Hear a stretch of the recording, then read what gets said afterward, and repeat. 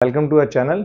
हमारा ये वीडियो है स्केलर एंड वेक्टर क्वांटिटीज़ के बारे में। तो अगर आप फिज़िक्स के स्टूडेंट्स हैं या फिर फिज़िक्स के बेसिक्स कॉन्सेप्ट्स के बारे में सीखना चाहते हैं तो ये वीडियो आपके लिए है।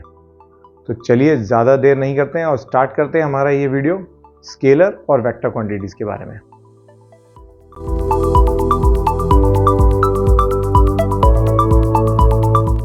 दोस्तों चलो पढ़ते हैं आज स्केलर और वेक्टर क्वांटिटीज़ के बारे में।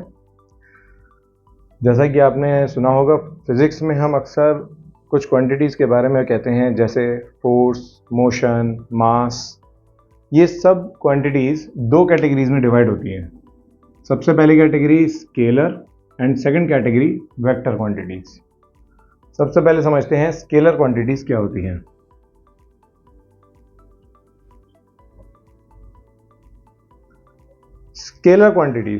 Scalar quantities are those quantities which are defined by only their magnitude and no direction is involved.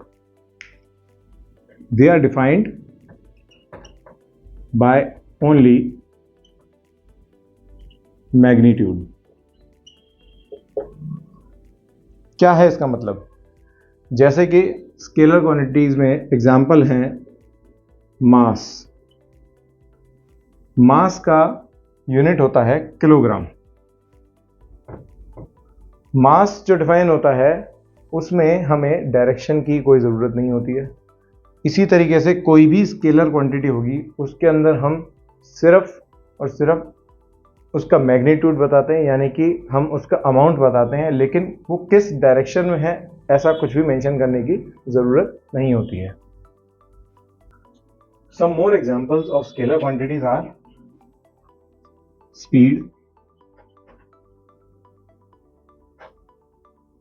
time,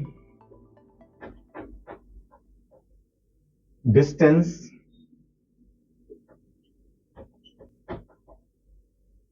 volume।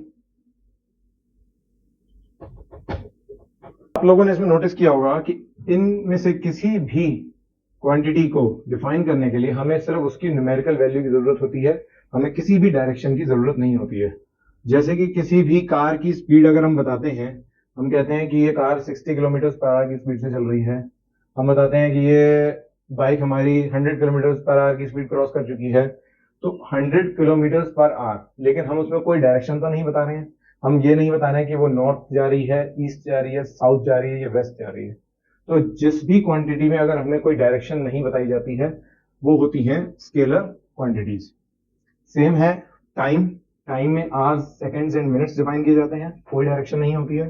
Distance, इसमें कुछ लोग कंफ्यूज होते हैं। Distance is a scalar quantity, क्योंकि डिस्टेंस मतलब how many kilometres travelled by a body between two points, it is called a distance. It does not show any direction, यानी हम किसी भी बॉडी के मूव करने की डायरेक्शन नहीं बता रहे हैं। हम ये नहीं बता रहे हैं कि ये बॉडी नॉर्थ की तरफ जा रही है या साउथ की तरफ जा रही है। हम सिर्फ ये बता रहे हैं कि जो भी बॉडी अगर मूव कर रही है वो कितने किलोमीटर या कितने मीटर्स अपने स्टार्टिंग पॉइंट से एंड पॉइंट तक मूव करी है। तो distance is a vector scalar quantity. Okay, next is volume.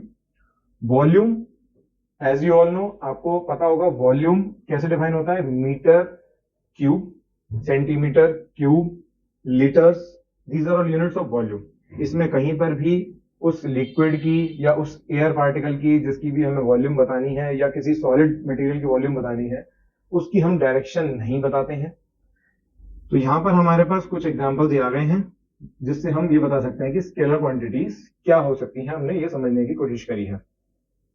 सबसे मेन बात इसके अंदर याद रखना है कि it only involves magnitude and no direction. This is most important point for scalar quantities.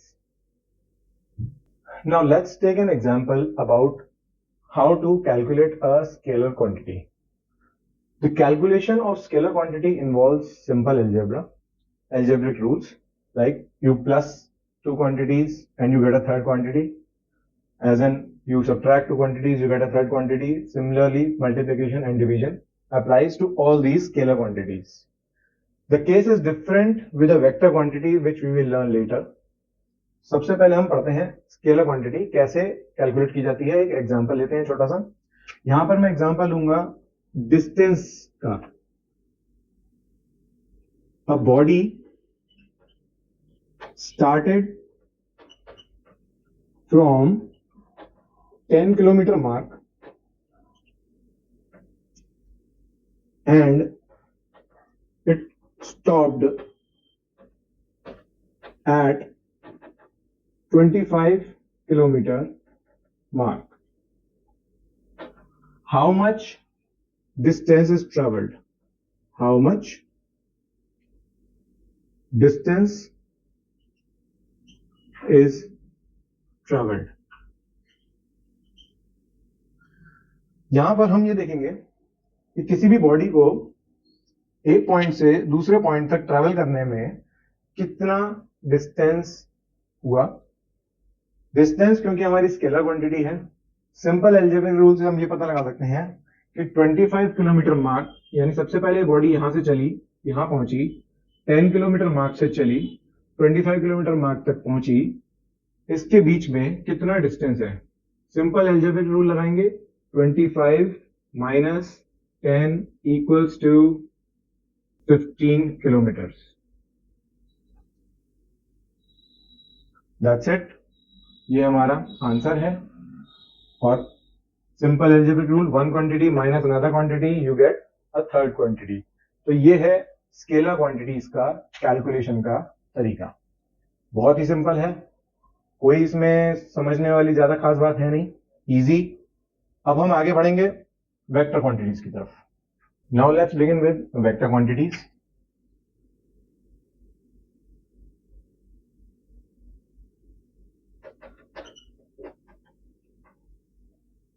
Vector quantities are those physical quantities that are defined by their magnitude and also by their direction. This is the main point here. It is different from scalar quantities. In scalar quantities, we used to define by only their numerical values, that is the magnitude of that quantity. But in vector quantities, we define them by their magnitude and also direction.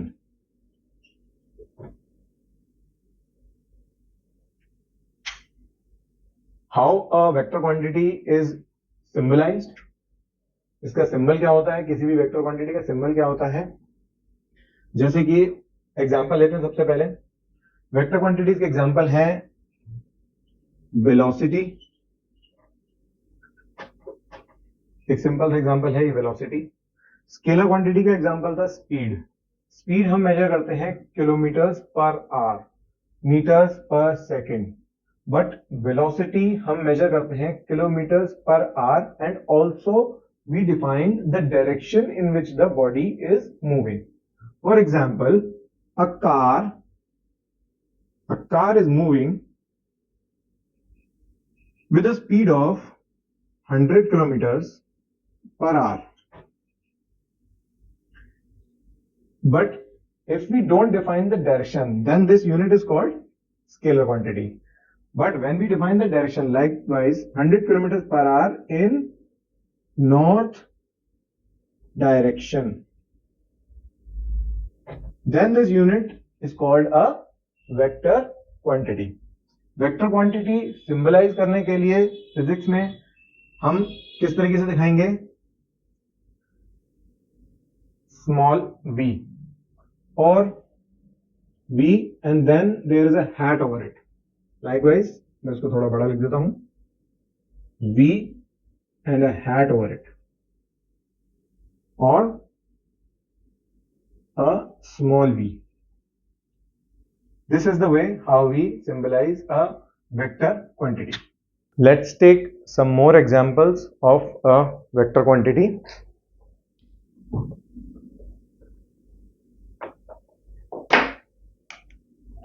अभी हमने पढ़ा था velocity के बारे में।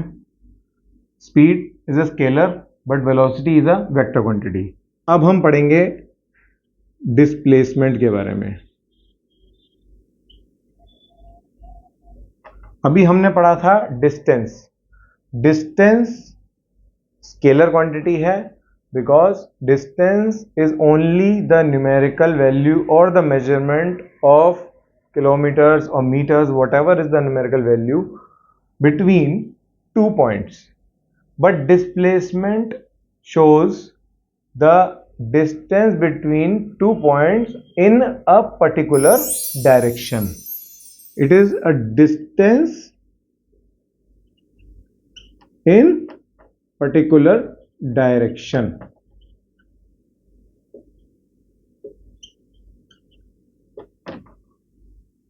जैसा कि a body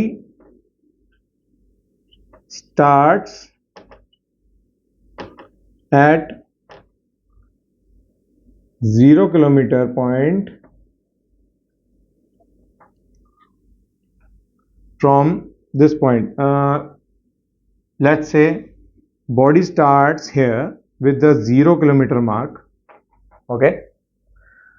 Then it moves towards its left,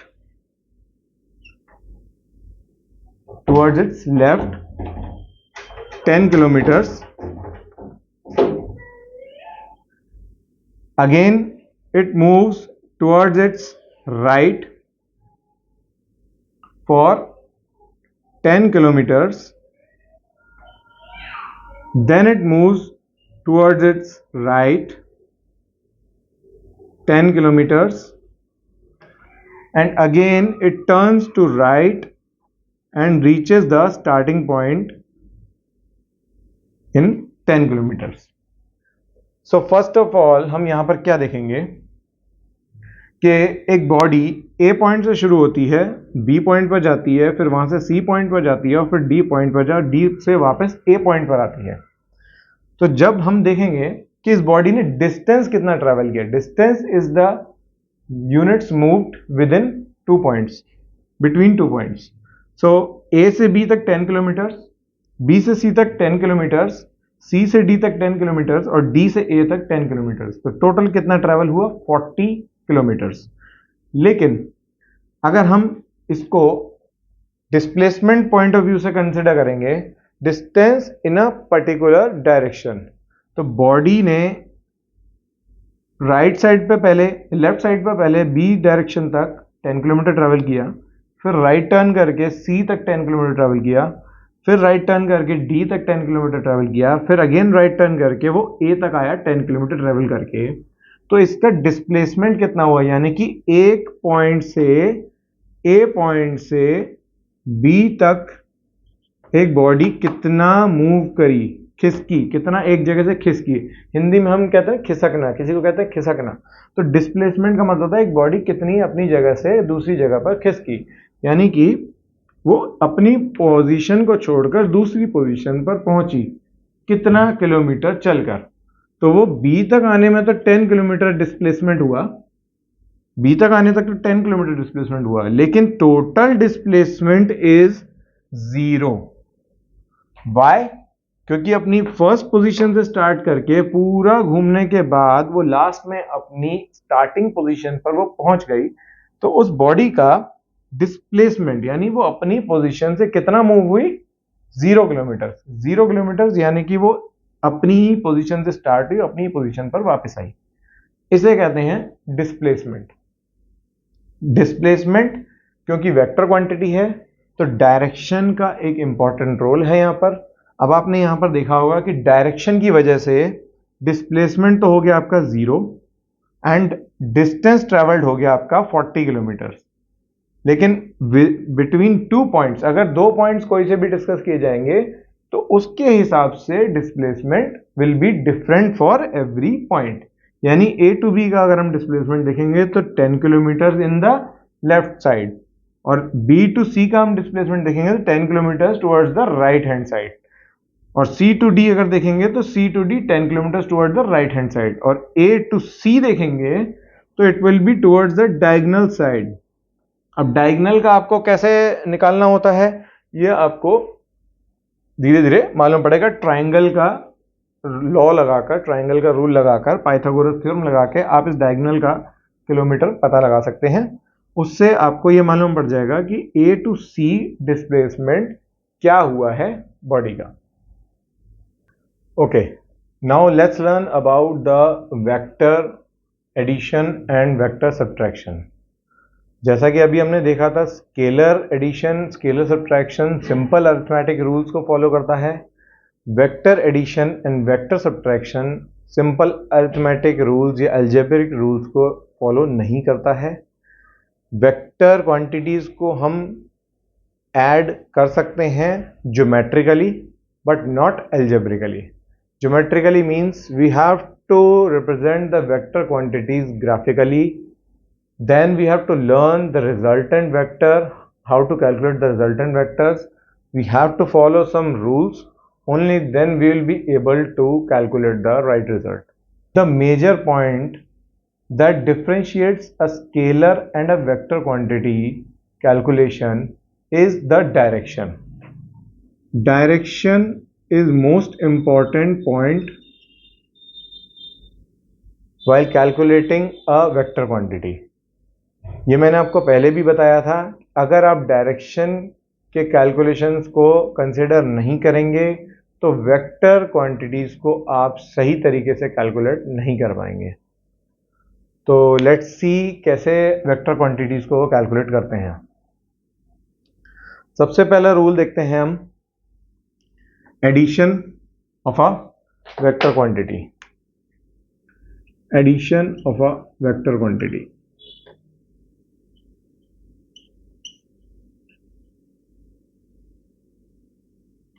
जैसा कि पहले बताया था, वेक्टर क्वांटिटीज को सिंबलाइज करने के लिए हम उसके ऊपर एक छोटा सा कैप लगा सकते हैं या फिर हम उसके ऊपर एक एरो लगाते हैं towards the right hand side, likewise this. Let's say A is a vector quantity and हमें ये कैलकुलेट करना है कि A और एक दूसरी क्वांटिटी है B, इसका आंसर या इसका रिजल्टेंट क्या होगा। यानी कि इसका रिजल्टेंट जो हमें चाहिए we will represent as C, इसका आंसर कैसे निकलेगा, A और B को हम किस तरीके से ऐड करेंगे कि हमारा आंसर आ जाए। तो उसके लिए सबसे पहले हम कंसिडर करते हैं कि एग्जांपल, जैसा कि मान लीजिए हमारे पास एक वेक्टर है A जो कि हमारा इस डायरेक्शन में जा रहा है, सेकंड वेक्टर है हमारा B जो कि हमारा इस डायरेक्शन में जा रहा है। हमें इन दोनों वेक्टर्स को ऐड करना है। दोनों वेक्टर्स मतलब ये दो बॉडीज हैं, अलग अलग डायरेक्शन में मूव कर रही हैं, अलग अलग डायरेक्शन अलग अलग स्पीड्स में मूव कर रही हैं। तो इनका जो रिजल्टेंट स्पीड होगा यानी कि इनकी जो रिजल्टेंट फोर्स होगी वो किस डायरेक्शन में लगेगी, ये हमें वेक्टर रूल से पता लगेगा। तो हमारा जो वेक्टर रूल है as defined in text books और हमारे जो ऑलरेडी डिफाइंड हो चुके हैं रूल्स, उसके हिसाब से हमारा वेक्टर रूल ये लगता है कि A plus B is always equal to B plus A। यानी कि अगर A और B इस डायरेक्शन में है देन रिवर्स डायरेक्शन में भी A और B का जो रिजल्टेंट होगा that will be always the same. तो अब हम अगर यहाँ पर इसको इन्हीं वेक्टर्स को हम अगर एक्सटेंड करते हैं, यानी कि अगर हम A को और थोड़ा आगे बढ़ाते हैं तो ये इतना आगे जा सकता है। ऐसे ही अगर हम B को थोड़ा सा पीछे से शुरू करते हुए यहाँ आगे तक लेके जाते हैं तो ये ऐसा हो सकता है। कोई डाउट तो नहीं है इसके अंदर, क्योंकि जब कोई बॉडी मूव कर रही है तो हमने अभी स्टार्टिंग पॉइंट और एंड पॉइंट नहीं बताया, हमने सिर्फ क्या बताया है कि इस डायरेक्शन में मूव कर रही है और ये इस डायरेक्शन में मूव कर रही है। दैट मीन्स यहाँ से भी अगर वो यहाँ तक पहुंची होगी तो इसी डायरेक्शन में जा रही है और यहाँ से यहाँ जा रही होगी तो वो भी इसी डायरेक्शन में जा रही होगी। इसको अगर हम पीछे की तरफ एक्सटेंड करेंगे तो ये हमारा हो जाएगा -B और इसको हम पीछे की तरफ एक्सटेंड करेंगे इन अ रिवर्स डायरेक्शन तो ये हो जाएगा हमारा -A। इतनी बात समझ में आ रही है कि A डायरेक्शन अगर हम इस तरफ है और हमने डायरेक्शन रिवर्स कर दी है तो it will be similar as negative of A and B को अगर हमने पीछे एक्सटेंड कर दिया है तो ये भी क्या हो जाएगा, negative of B।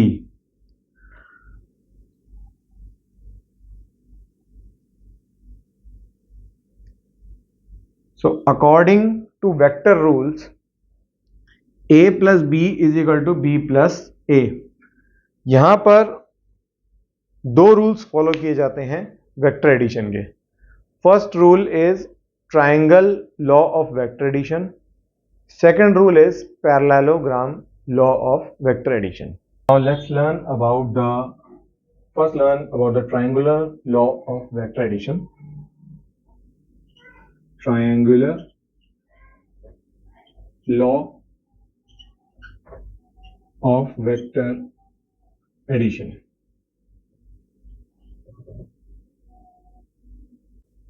The triangular law of vector addition states that when two vectors are represented by two sides of a triangle in a magnitude and direction taken in a same order, the third side of the triangle in magnitude and direction of the resultant triangle is the resultant of those vectors. इसका मतलब क्या हुआ? When two vectors, यानी कि जैसे एक vector है, let's consider one vector A. Then we consider another vector B in this direction. Okay? Then the third vector, yani third side of a triangle,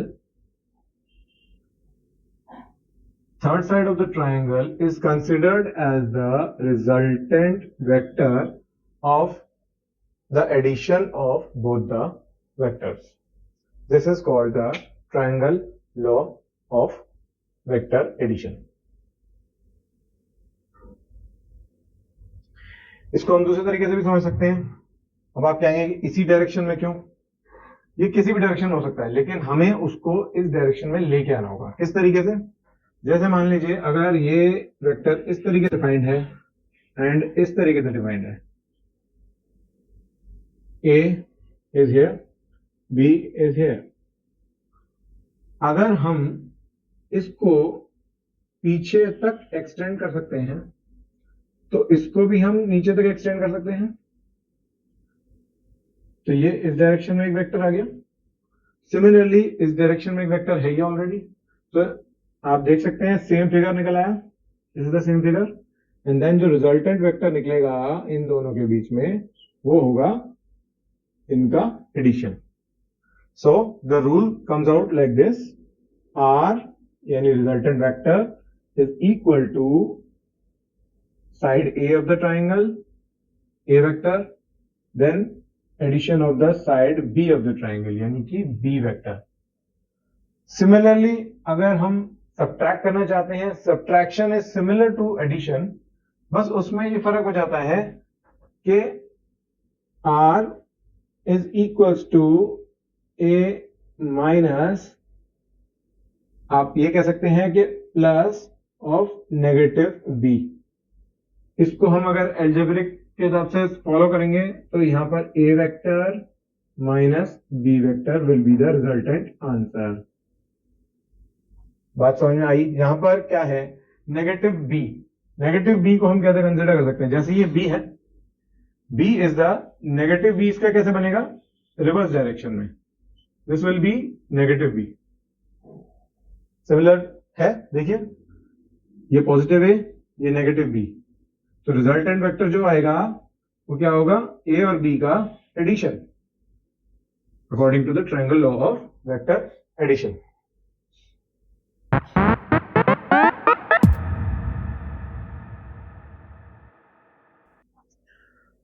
okay friends, तो आज का हमारा ये वीडियो है, इसमें हम देखेंगे कि triangle law of vector addition derive कैसे होता है. मतलब इस रूल के थ्रू हमें कौन सा फॉर्मूला मिलेगा जिसके थ्रू हम रिजल्टेंट वेक्टर्स और उसकी डायरेक्शन का magnitude and the direction of angle पता लगाएंगे. तो आइए देखते हैं कैसे निकालते हैं triangle law of vector addition.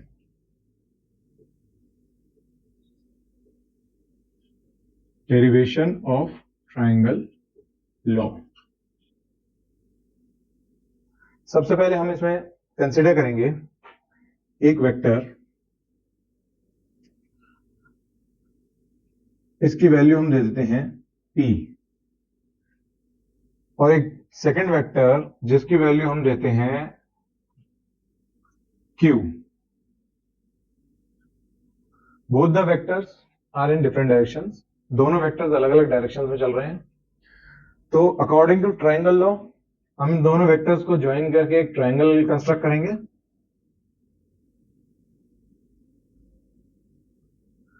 ये हमारा ट्राइंगल का थर्ड साइड हो गया, जो कि रिजल्टेंट वेक्टर कहलाएगा। रिजल्टेंट वेक्टर जिसका हम नाम देंगे r। तो according to rule resultant vector is r is equals to vector p plus vector q। But exact magnitude कैसे निकालना है ये हम डिराइव करेंगे। यहां पर फ्रेंड्स हम यूज करेंगे पाइथागोरस थ्योरम का। कैसे? पाइथागोरस थ्योरम को यूज करने से पहले हम एक लाइन समझेंगे पाइथागोरस थ्योरम होता क्या है। पाइथागोरस थ्योरम ये स्टेट करता है कि for any right angle triangle the hypotenuse, the longest side of the triangle, which is called the hypotenuse, the square of the hypotenuse is equal to the sum of the perpendicular side, square of the perpendicular side and the square of the base of that triangle। थोड़ा सा यहां पर मैं समझाने की कोशिश करता हूं आपको। फॉर एग्जाम्पल यहां पर एक राइट एंगल ट्राइंगल है। राइट एंगल ट्राइंगल उसे बोलते हैं जिसका एक एंगल 90 डिग्री होता है। The side opposite to the right angle triangle is the longest side, which is called the hypotenuse, that is h, and the side opposite to the hypotenuse, the standing side, जो खड़ी side है उसको हम बोलते हैं perpendicular, और जो base है नीचे उसको हम बोलते हैं base b। So according to Pythagoras theorem, h square is equals to p square plus b square। इस थ्योरम को ध्यान में रख के हम इस ट्राइंगल के मैग्नीट्यूड को डिफाइन करेंगे। कैसे करते हैं देखते हैं। तो अब आ जाते हैं इस ट्राइंगल के ऊपर। हमने देखा कि दो वेक्टर्स अलग अलग डायरेक्शंस में चल रहे हैं, इनके रिजल्टेंट वेक्टर r है। अब हम इसको राइट एंगल ट्राइंगल बनाने के लिए हम इस वेक्टर को आगे एक्सटेंड करते हैं, लेट्स से यहां तक, और एक यहां से एक सीधी लाइन खींचेंगे तो ये एक राइट एंगल ट्राइंगल आपको बनता हुआ दिखेगा। राइट एंगल ट्राइंगल है तो ऑब्वियसली ये hypotenuse, the resultant vector is called the hypotenuse. This is the base, this is the perpendicular. तो हम पाइथागोरस थ्योरम की हेल्प से हम इस साइड का यानी कि रिजल्टेंट वेक्टर का मैग्नीट्यूड पता लगा सकते हैं। कैसे करेंगे अब हम आगे देखेंगे। यहां पर हम कुछ मार्किंग्स कर देते हैं। लेट्स से स्टार्टिंग पॉइंट है तो इसका स्टार्टिंग पॉइंट का नाम हमने O दे दिया है। वेक्टर की डायरेक्शन हमने डिफाइन करी है तो OA is the first vector and OB is the second vector. इसके बाद हमने एक थर्ड कॉर्नर डिफाइन किया था तो इसको हम C का नाम दे देते हैं। Okay, so according to Pythagoras theorem इस ट्राइंगल के अंदर पाइथागोरस थ्योरम किस तरीके से लगेगा।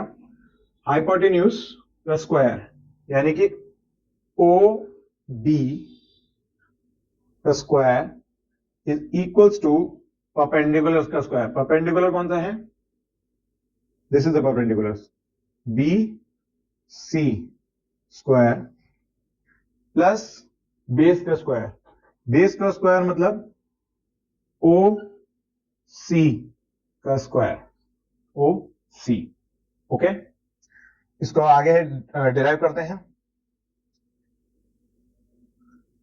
BC square plus OC square. अब इसको थोड़ा सा हमें एक्सपैंड करना होगा। BC स्क्वायर में कोई भी डिवाइडेशन नहीं है, OC स्क्वायर को हम डिवाइड कर सकते हैं, यानी कि BC स्क्वायर प्लस OA प्लस AC, यानी ये पूरा हो जाएगा OA प्लस AC का होल स्क्वायर। यहां तक आप लोगों को सबको समझ में आ गया होगा, आई होप। नेक्स्ट आगे बढ़ते हैं। नेक्स्ट लाइन क्या होगी,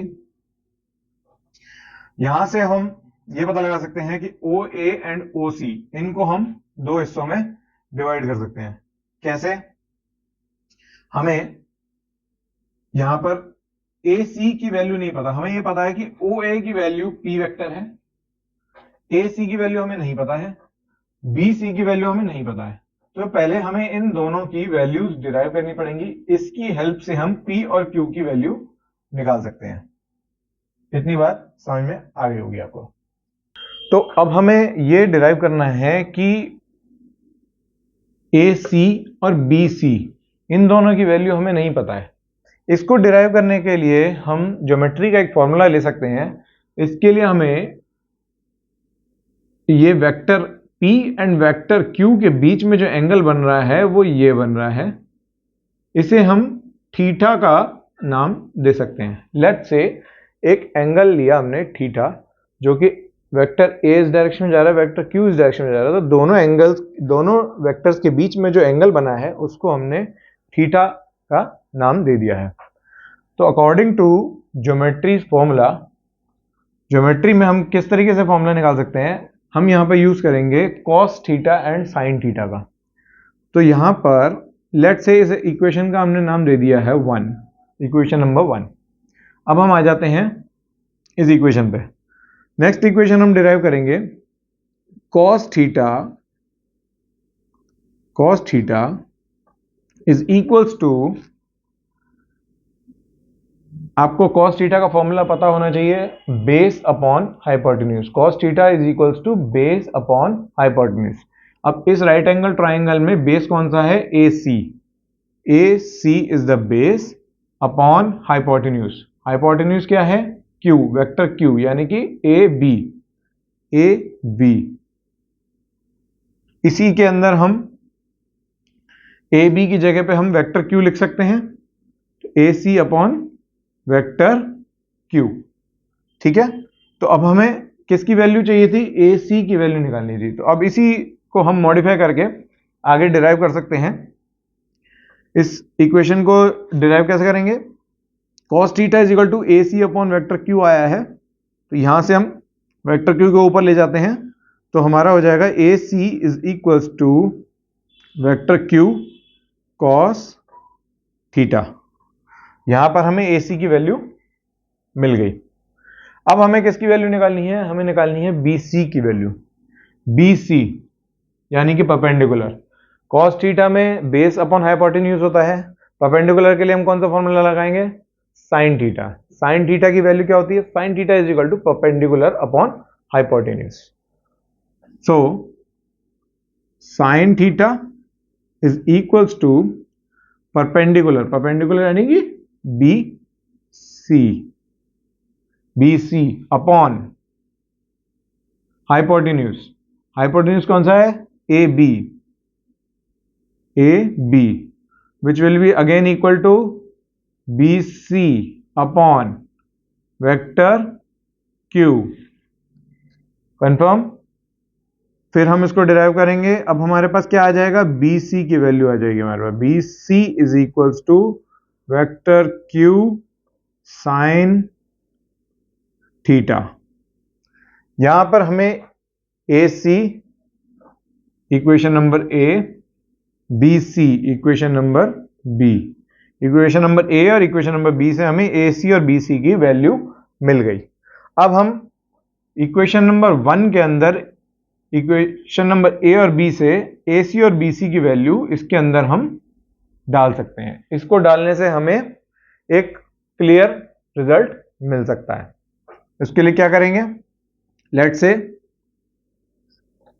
OB square is equal to BC square plus OA प्लस AC होल स्क्वायर, ये था। इसको चेंज करते हैं, क्या होगा? OB square is equals to BC की वैल्यू क्या है? वेक्टर Q साइन थीटा इसका होल स्क्वायर प्लस OA तो हमारा वेक्टर P है ये, तो OA को हम अभी के लिए OA लिखते हैं। AC की वैल्यू यहां से आएगी हमारे पास Q cos थीटा इसका कंप्लीट स्क्वायर। ये अभी हमारा इतना डिराइव हो गया।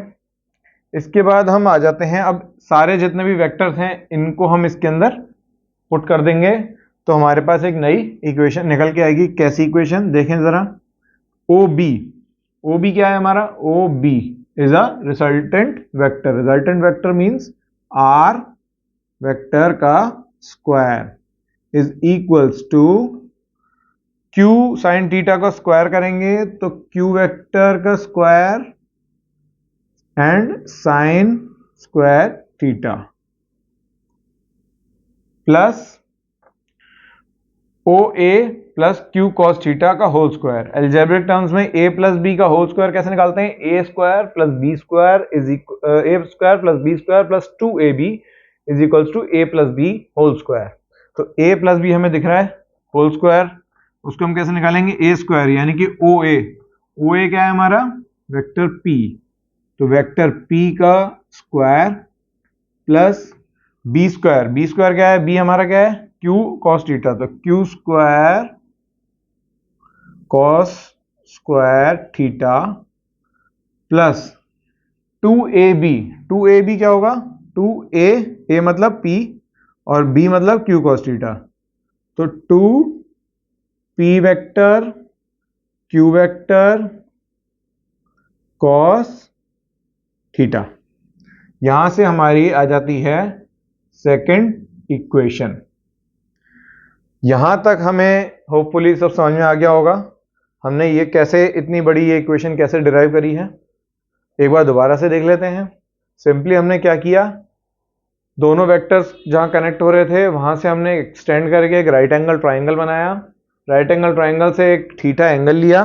थीटा एंगल लेने के बाद हमने पाइथागोरस थ्योरम लगाया। पाइथागोरस थ्योरम के अकॉर्डिंग ये बनता है O B square is equal to B C square plus O C square. O B square hypotenuse is equal to B C square plus O C square. Okay, उसको हमने derive किया O B square is equal to B C square, और ओ C square को हमने दो हिस्सों में तोड़ दिया, ओ A plus A C whole square. ये बन गई हमारी फर्स्ट इक्वेशन। एंगल्स निकाले फिर हमने थीटा से, cos theta is equal to A C upon A B. A C और ए बी की जगह पे हमने वेक्टर क्यू लगा दिया, तो हमें मिल गया A C is equal to Q cos theta. ये हमारी ए इक्वेशन। फिर हमने साइन थीटा लगाया तो B C upon A B, B C upon A B की जगह हमने फिर से क्यू लगा दिया, तो हमें मिल गया B C equals to Q sine theta. ये मिल गया हमें सेकंड इक्वेशन।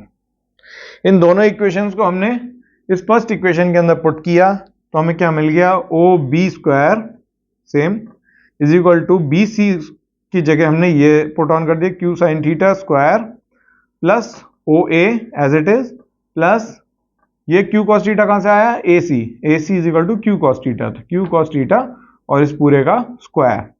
इसका स्क्वायर करने के बाद हम इसको थोड़ा और एक्सपैंड कर देंगे।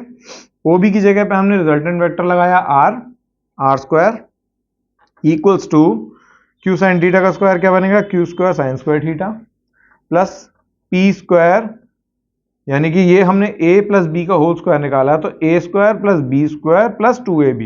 ए स्क्वायर यानी कि P square plus B square यानी कि Q cos theta, Q square cos square theta plus 2pq cos theta. तो यहां से हमें मिल गई है सेकंड इक्वेशन। अब आगे इसमें चलेंगे, इसको थोड़ा सा और डिराइव करेंगे, देखते हैं कैसे। तो अभी तक हमने देखा था कि रिजल्टेंट वेक्टर का हमने एक इक्वेशन निकाली थी। इस इक्वेशन का हमने नाम दिया था इक्वेशन नंबर 2। इस इक्वेशन नंबर 2 के अंदर अभी हमें रिजल्टेंट वेक्टर का एक क्लियर विजन नहीं मिला है। ये बहुत लंबी एक इक्वेशन है। इस इक्वेशन को थोड़ा शॉर्ट करने की कोशिश करेंगे, कैसे देखते हैं। Resultant vector square is equal to Q square sine square theta plus P square plus Q square cos square theta plus 2pq cos theta. अब हम इसमें से कुछ अरेंजमेंट्स करते हैं। रिजल्टेंट वेक्टर का square is equals to P square, ठीक है, ये निकाला हमने यहां से, P square plus 2pq cos theta, 2pq cos theta, ठीक है, ये निकाल लिया। इसके बाद हमारे पास क्या बचता है, plus Q square sine square theta, ये निकाल लिया। इसके बाद बचता है हमारे पास Q square cos square theta. ठीक है, अब तक यहां तक समझ में आ गया हमें। अब आगे बढ़ते हैं, कैसे होगा इसको फिर से हम थोड़ा सा और रिड्यूस करने की कोशिश करेंगे। अभी तक हमने सिर्फ रीअरेंजमेंट किया है, यहाँ पे कुछ भी नहीं किया है अभी तक। रीअरेंजमेंट के बाद हम इसमें से कॉमन फैक्टर्स निकालेंगे। अभी तक इनमें से कोई कॉमन फैक्टर्स आपको दिख रहा है? ओके, सो यहाँ क्या बनता है हमारा? सबसे पहले P square, okay, plus 2pq cos theta plus, अब इसमें देखिए क्यू स्क्वायर कॉमन है, तो क्यू स्क्वायर कॉमन फैक्टर निकाला, sign square theta plus cos square theta. यहां पर आपको ज्योमेट्री का एक फॉर्मूला दिखता हुआ नजर आ रहा होगा, sign square theta plus cos square theta. सभी लोगों को यह पता है कि इसकी वैल्यू होती है 1, इसकी वैल्यू होती है 1। तो इसको हम नेक्स्ट लाइन में यूज करते हैं। कैसे? क्या बचेगा हमारे पास? P square plus 2pq cos theta plus Q square, क्योंकि ये तो 1 है, 1 से कुछ भी मल्टीप्लाई करेंगे तो वही रहेगा। तो P square plus 2pq cos theta plus Q square, this is equal to the square of the resultant vector. हमें आंसर क्या निकालना था? हमें रिजल्टेंट वेक्टर का एग्जैक्ट मैग्नीट्यूड निकालना है। तो R vector is equals to under root of this complete formula, P square plus 2pq cos theta plus Q square. इतनी बात आप लोगों को समझ में आनी चाहिए, क्योंकि अब यहां पर रिजल्टेंट वेक्टर का हमने एग्जैक्ट मैग्नीट्यूड निकाल दिया है। ये है हमारी main equation, equation number A. इसको मैं आपके सामने फिर से दिखा रहा हूं, देखिए, चाहे तो वीडियो जूम करके क्लोजअप कर सकते हैं। R vector is equals to under root of P vector का square plus 2p vector q vector cos theta. cos theta, what is cos theta? It is the angle between these two vectors. ये मैं यहां पर इसलिए force कर रहा हूं आपको cos थीटा को समझने के लिए, क्योंकि आपको जब न्यूमेरिकल्स सॉल्व करेंगे उसमें आपको एंगल फाइंड करना होगा, एंगल दिया भी होगा, एंगल दिया होगा, तब आप इस फॉर्मूले के अंदर पुट कर सकते हैं कि दोनों वेक्टर्स किस एंगल पर जा रहे हैं। तो हमारे रिजल्टेंट वेक्टर का जो मैग्नीट्यूड होगा वो इस तरीके से निकाला जाएगा। यहां तक आप लोगों को समझ में आ गया होगा। अब हम आगे बढ़ते हैं। इस रिजल्टेंट वेक्टर का मैग्नीट्यूड तो निकाल दिया, लेकिन बहुत इंपॉर्टेंट चीज रह गई, vector direction. Vectors always need direction, क्योंकि दो वेक्टर्स यानी कि P और Q जिस डायरेक्शन में चल रहे थे, तो उनका एक रिजल्टेंट वेक्टर जो थर्ड डायरेक्शन में जाएगा, उसकी डायरेक्शन क्या होगी वो हम अब आगे पढ़ेंगे। तो let's begin with finding out the angle between the angle of the resultant vector.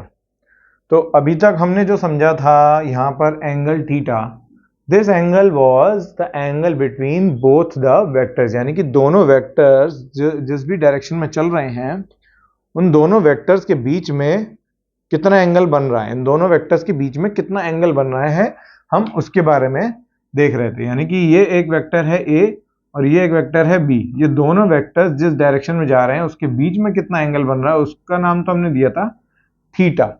Okay, यहां तक हमें समझ में आ गया।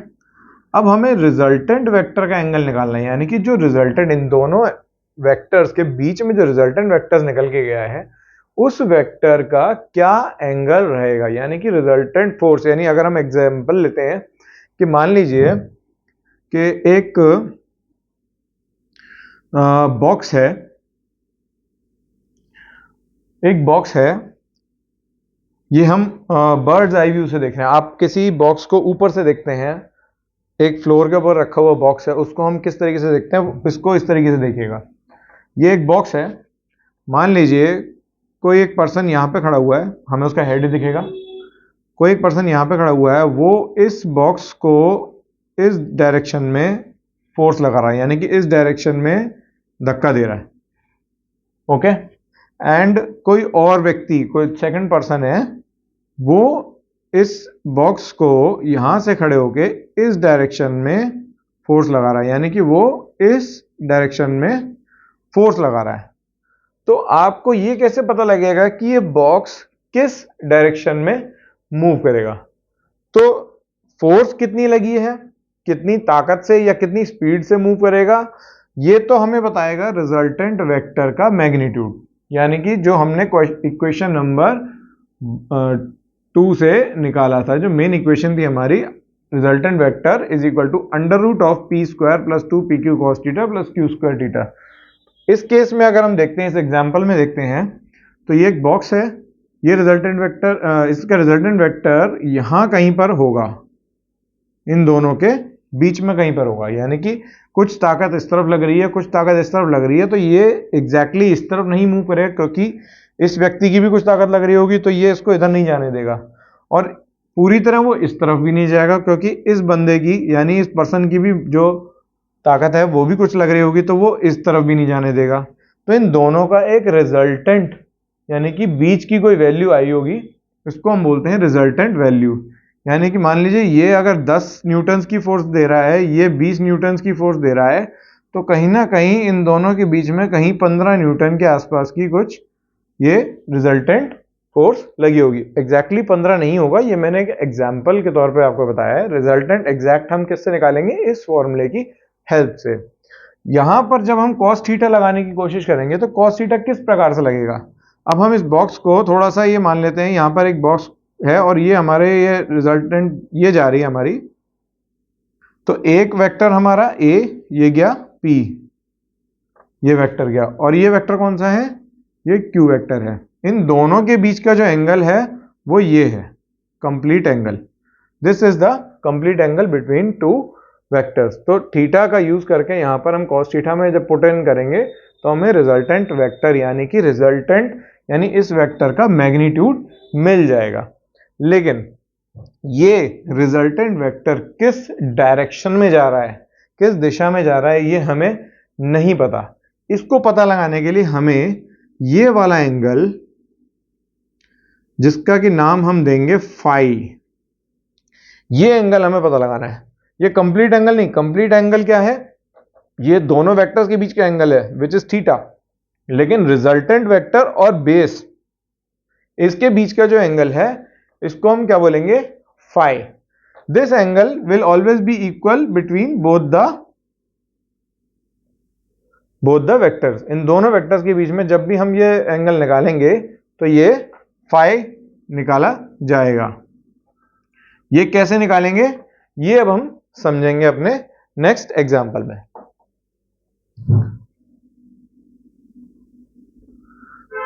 Coming back to this triangle, इसी ट्रायंगल पर वापस आते हैं।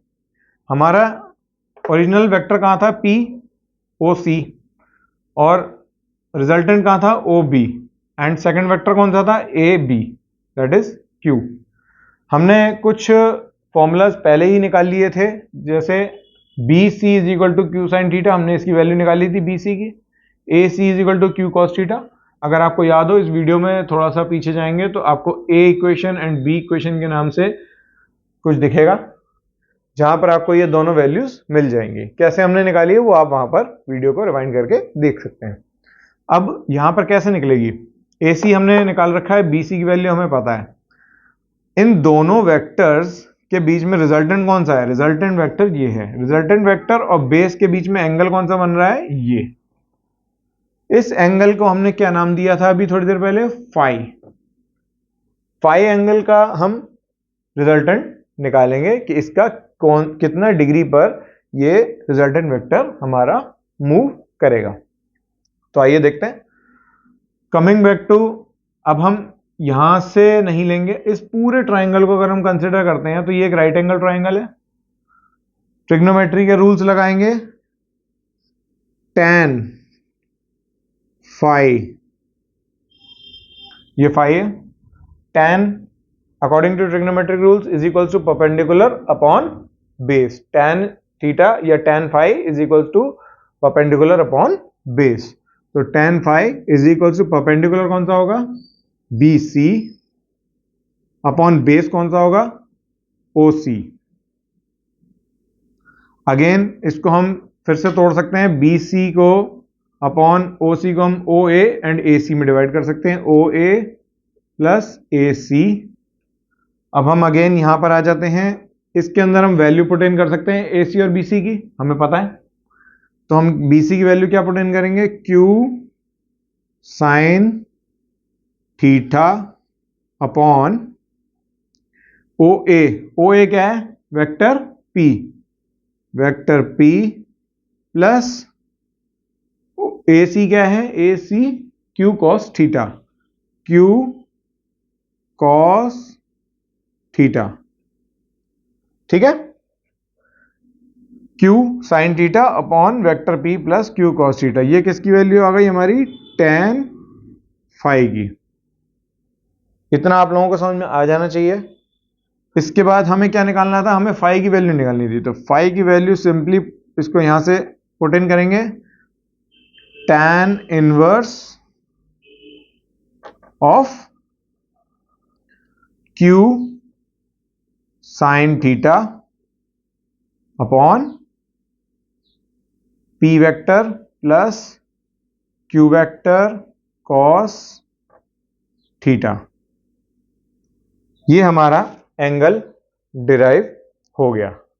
अब हमारे पास दो इक्वेशंस आ जाती हैं। लेट्स से इस इक्वेशन का नाम हमने A दे दिया था, इस इक्वेशन का नाम हमने दे दिया B।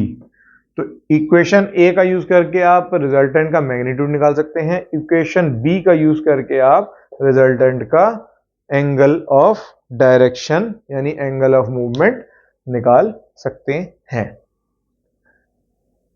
इसका हम यूज न्यूमेरिकल्स में करेंगे तो हमें आंसर मिल जाएगा बहुत इजीली। अभी के लिए इतना ही। तो थैंक यू दोस्तों, आज का वीडियो इतना ही। होपफुली आपने इस वीडियो से काफ़ी कुछ सीखा होगा। ये हमारा पहला वीडियो है, तो मैं कोशिश करूँगा आगे और भी अच्छे वीडियोस बनाने के लिए। आज आपने काफ़ी कुछ स्केलर एंड वेक्टर क्वांटिटीज़ के बारे में सीखा होगा। आगे हम फिजिक्स के और भी कॉन्सेप्ट्स पढ़ेंगे। अगर आप फिजिक्स को और बारीकी से जानना चाहते हैं तो प्लीज़ हमारे वीडियोस को लाइक करें, शेयर करें और अपने अच्छे अच्छे कमेंट्स इस वीडियो में लिखें, जिससे हमें ये पता लगे कि हम और क्या बेहतर कर सकते हैं।